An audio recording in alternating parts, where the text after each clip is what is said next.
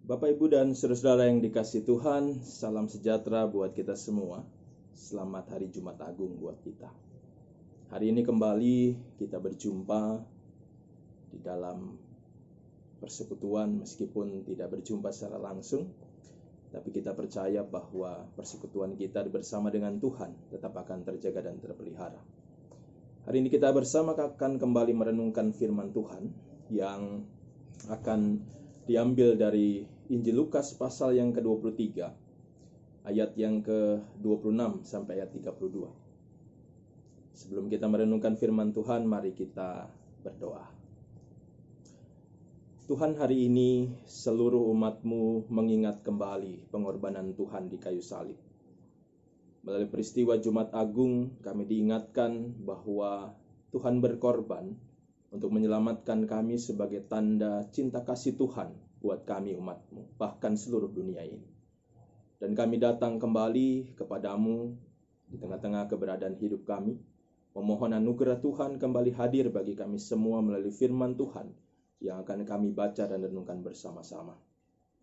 Dan biarlah Tuhan memberkati kami saat ini, menguatkan kami lewat firman-Mu, dan biarlah kami serahkan semuanya hanya ke dalam tangan kasih Tuhan Yesus Kristus, Sang Firman yang hidup. Amin. Mari bersama kita baca bagian firman Tuhan di dalam Injil Lukas pasal 23 ayat 26 sampai 32 yang diberi judul oleh Lembaga Alkitab Indonesia, perikopnya Yesus dibawa untuk disalibkan. Ketika mereka membawa Yesus, mereka menahan seorang yang bernama Simon dari Kirene, yang baru datang dari luar kota, lalu diletakkan salib itu di atas bahunya, supaya dipikulnya sambil mengikuti Yesus. Sejumlah besar orang mengikuti dia, di antaranya banyak perempuan yang menangisi dan meratapi dia. Yesus berpaling kepada mereka dan berkata, "Hai putri-putri Yerusalem, janganlah kamu menangisi aku, melainkan tangisilah dirimu sendiri dan anak-anakmu.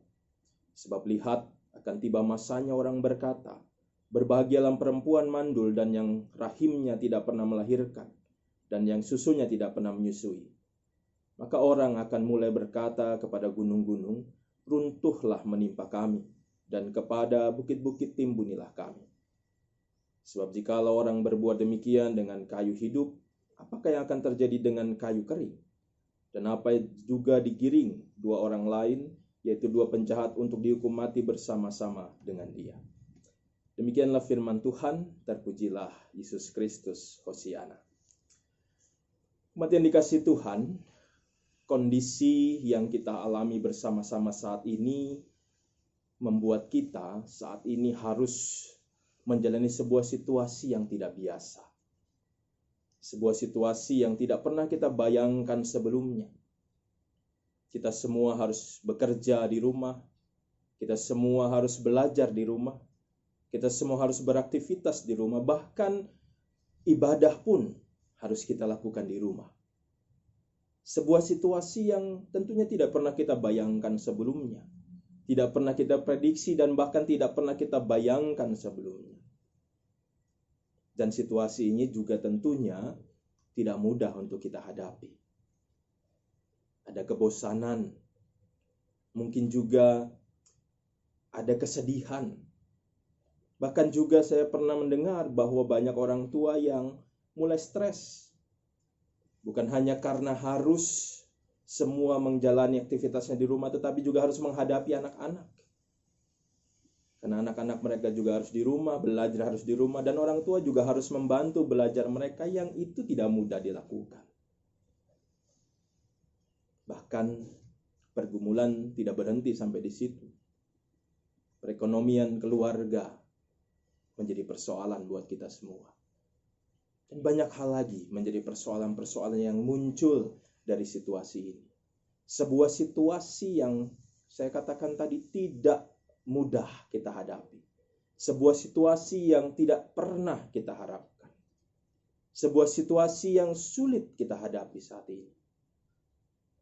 Dan hari ini bersama-sama melalui firman Tuhan kita belajar bahwa ternyata situasi yang kita hadapi juga pernah dihadapi oleh seorang bernama Simon dari Kirene. Simon dari Kirene menghadapi sebuah situasi yang mungkin tidak begitu sama, tetapi ada kesamaan. Karena dia juga harus menghadapi situasi yang tidak diharapkan sebelumnya, tidak pernah terpikirkan sebelumnya oleh dia. Kita lihat bersama-sama, Simon, orang Kirene ini, adalah seorang yang berasal dari sebuah daerah yang saat ini bernama Sahat di negara Libya, yang letaknya di Afrika Utara. Yang letaknya itu tidak dekat dengan Yerusalem. Ada yang mengatakan jaraknya sekitar 1.500, ada juga yang mengatakan sekitar 2.000 kilometer. Tapi artinya bahwa jarak itu menunjukkan tidak dekat. Ada ribuan kilometer yang harus dia jalani kalau dia berjalan dari Kirene sampai ke Yerusalem. Jadi perjalanan yang harus dihadapi untuk dia tiba di Yerusalem bukan perjalanan yang singkat, bukan perjalanan yang mudah. Dan itu semua harus dia lakukan, dan dia lakukan itu untuk bersama-sama pada saat itu merayakan Paskah sebagai orang Yahudi. Karena kita semua tahu bahwa orang-orang Yahudi punya kebiasaan merayakan hari-hari besar keagamaan mereka dengan berkumpul bersama-sama di Yerusalem. Sebagai orang Yahudi, Simon juga melakukan itu. Dia pergi ke Yerusalem dengan tujuan dia mau beribadah. Dia mau merayakan Paskah bersama dengan saudara-saudaranya orang Yahudi yang lain. Tapi ternyata rencana yang awalnya dia susun sedemikian rupa, sudah dia ingin alami bersama-sama, ada sukacita yang diharapkan terjadi dalam perjumpaan dengan saudara-saudaranya, tiba-tiba harus berubah. Saat dia tiba di Yerusalem, yang terjadi adalah dikatakan di ayat ke-26, ia dipaksa oleh prajurit-prajurit Romawi untuk memikul salib Yesus. Sebuah hal yang tentunya tidak terpikirkan oleh dia sebelumnya. Sebuah hal yang juga berat untuk dia harus jalani. Memikul salib itu bukan hal yang mudah. Salib itu mungkin beratnya bisa puluhan bahkan ratusan kilogram. Dengan berat itulah dia harus menyusuri jalan ke Bukit Golgota dengan paksaan yang harus dia terima awalnya. Dengan sebuah hal yang mau tidak mau, dia harus terima. Bukan hanya berat. Kita bisa bayangkan salib itu sudah dipikul oleh Yesus yang sebelumnya juga sudah disiksa, sudah dianiaya, bahkan juga sudah diperlakukan tidak baik oleh orang-orang Romawi pada saat itu. Bahkan juga oleh orang-orang yang banyak terjadi. Orang-orang ahli Taurat, orang-orang Farisi yang juga bersama-sama saat itu. Jadi salib itu sudah penuh dengan darah Yesus. Dan itu artinya bahwa kalau Simon memikul salib itu, artinya darah itu juga menempel di baju Simon. Dan kalau darah sudah menempel di bajunya, bisa dikatakan sebagai orang Yahudi dia sudah tidak tahir.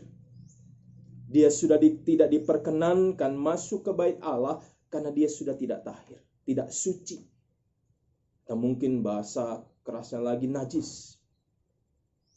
Sebuah juga kembali situasi yang tidak dia inginkan. Situasi yang tidak dia harapkan. Bahkan juga mungkin tidak pernah diimpikan oleh dia. Dia harus alami. Sehingga dia harus merubah segala rencana. Dia harus mengubah segala sesuatu yang sudah dia susun sedemikian rupa dalam perjalanannya. Jadi kondisi itulah yang dialami oleh Simon. Yang tadi saya katakan di awal bahwa itu serupa dengan kondisi yang harus kita hadapi saat ini. Situasi yang tidak diharapkan, tidak diinginkan, tapi mau tidak mau harus kita hadapi bersama-sama. Dan akhirnya Simon melakukan semua itu. Meskipun mungkin awalnya terpaksa, tapi dia jalani itu semua. Karena menurutnya inilah memang yang akhirnya dia harus hadapi. Dia tidak bisa memilih lagi. Dia tidak bisa menolak lagi. Dia lakukan tugas itu. Sebuah hal yang bahkan tidak dilakukan oleh murid-murid Yesus sekalipun. Yang kita tahu murid-murid Yesus bahkan harus bersembunyi. Bahkan seorang Petrus yang awalnya mengatakan bahwa dia orang yang paling setia, paling dekat dengan Tuhan, menyangkal Yesus 3 kali. Artinya orang-orang terdekat Yesus sekalipun bahkan tidak melakukan apa yang dilakukan oleh Simon dari Kirene ini. Artinya bahwa Simon juga saat itu mendapatkan sebuah kehormatan sebagai orang yang dipercaya untuk juga menopang Yesus. Jadi kita lihat bersama-sama. Simon melakukan semua. Dia menyadari bahwa inilah yang memang harus dia lakukan. Hal-hal yang harus dia terima sebagai suatu hal yang harus terjadi. Dan inilah juga yang harusnya menjadi pelajaran buat kita pada saat kita menghadapi situasi seperti ini. Situasi yang membuat kita merubah segala sesuatu. Situasi yang membuat kita harus mengubah semua hal yang sebelumnya sudah mungkin kita rencanakan, semua kita susun. Dan harus berubah saat ini. Sebagian pengikut Kristus mungkin juga ada di antara orang-orang yang disebutkan di dalam ayat 27 mengikut Yesus dan juga menangis. Kita lihat bagaimana tanggapan Yesus untuk juga bagi orang-orang yang menangisi kondisi Yesus pada saat itu. Yesus katakan kepada mereka semua di ayat 28, "Hai putri-putri Yerusalem, janganlah kamu menangisi aku, melainkan tangisilah dirimu sendiri dan juga anak-anakmu." Pesan ini mau mengatakan kepada kita semua, mengingatkan kepada kita semua. Mungkin saat ini juga kita diliputi kesedihan. Kesedihan karena situasi kita. Kesedihan juga saat kita kembali mengingat apa yang Tuhan sudah alami buat kita. Tapi Yesus juga katakan kepada kita semua saat ini, jangan hanya bersedih, jangan hanya menangis. Tapi pergilah. Nyatakan kasih Tuhan. Nyatakan ajaran Tuhan. Nyatakan perintah Tuhan dalam kehidupan kalian semua. Berubahlah dalam kehidupan kalian. Jangan tangisi Tuhan, tapi tangisi dosa-dosamu, tangisi juga kehidupanmu yang mungkin belum sesuai dengan kehendak Tuhan. Jadi mari Bapak Ibu Saudara, Tuhan Yesus berpesan buat kita semua saat ini. Di tengah-tengah kesedihan kita. Karena kondisi yang kita harus alami, karena mengingat kembali apa yang Yesus berikan kepada kita semua. Tuhan ingatkan kita, jangan hanya menangis, tapi pergilah, berubahlah, dan nyatakan kuasa dan kasih Kristus itu lewat kehidupan. Dimanapun engkau berada, dimanapun Tuhan tempatkan engkau, jadikanlah dirimu pengikut-pengikut Kristus yang mau terus juga memikul salib Tuhan, seperti halnya Simon lakukan dalam kehidupannya. Tuhan memberkati dan menguatkan kita semua. Kita berdoa. Ya Tuhan, saat ini kami bersama-sama diingatkan kembali akan pengorbanan-Mu bagi kami. Sebagai bukti kasih dan juga anugerah-Mu bagi kami semua. Pengorbanan-Mu Kau sudah lakukan bagi kami. Dan mungkin saat ini kami diliputi dengan kesedihan. Mengingat pengorbanan Tuhan, juga mengingat apa yang harus kami alami. Tapi kami belajar dari firman-Mu hari ini. Untuk kami tidak hanya menangis, tidak hanya bersedih, tapi juga mau mengubah kehidupan kami dan juga akhirnya mau menjalani hidup kami sesuai dengan kehendak. Ajari kami Tuhan, mampukan kami semua. Sehingga kami benar-benar mampu menjadi anak-anak Tuhan yang melaksanakan kehendak-Mu dalam kehidupan kami. Tolonglah kami untuk bisa terus menghadapi situasi dan kondisi kehidupan kami saat ini. Di tengah-tengah kekhawatiran kami, di tengah-tengah ketakutan kami, biarlah Tuhan yang menguatkan kami senantiasa.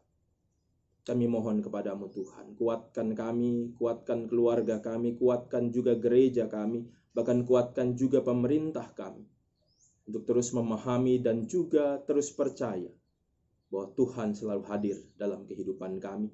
Tuhan selalu mengasihi kami, semua orang yang mau percaya dan mau juga menerima kasih Tuhan. Tuhan berkati kami semua, sehingga peristiwa penyaliban Tuhan, pengorbanan Tuhan buat kami, mengubahkan kehidupan kami, menjadikan kami lebih baik lagi di mata Tuhan, dan akhirnya menjadikan kami anak-anak Tuhan yang layak, karena kami juga mau melaksanakan kehendak Tuhan dalam kehidupan kami. Kami menyerahkan Tuhan seluruh keberadaan kehidupan kami, persekutuan kami, orang-orang yang sakit, orang-orang yang bergumul, orang-orang yang saat ini mengalami persoalan-persoalan kehidupan, bahkan orang-orang yang memberikan waktu, pikiran, dan tenaganya untuk melayani Tuhan dan juga untuk melayani sesama. Tuhan berkati mereka semua. Dan kami menyerahkan seluruh keberadaan kehidupan kami, karena kami percaya dan meyakini Engkaulah sumber hidup kami, sumber segala-galanya. Kami serahkan lewat doa dan permohonan kami ini ke dalam tangan kasih Tuhan saja. Kami berserah dan berdoa. Amin. Tuhan memberkati kita.